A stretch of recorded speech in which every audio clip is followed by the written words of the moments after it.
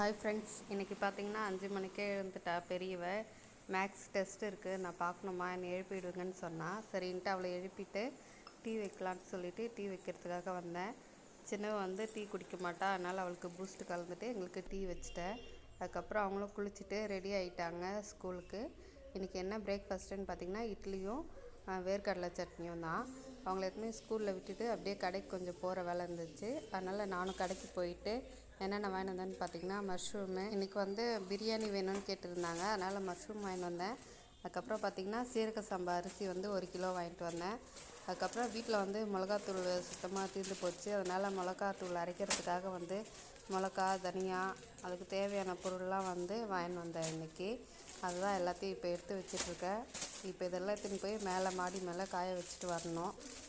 அப்புறம் பூண்டு வாங்கிட்டு வந்தேன். பூண்டு வந்து 1 கிலோ 180 ரூபான்னாங்க, அதனால் 1 கிலோ வாங்கிட்டு வந்தேன். அவ்வளோதான், இதோட இந்த வீடியோ முடியுது. இந்த வீடியோ உங்களுக்கு பிடிச்சிருந்தா லைக் பண்ணுங்கள், ஷேர் பண்ணுங்கள், கமெண்ட் பண்ணுங்கள். ஓகே, பாய்.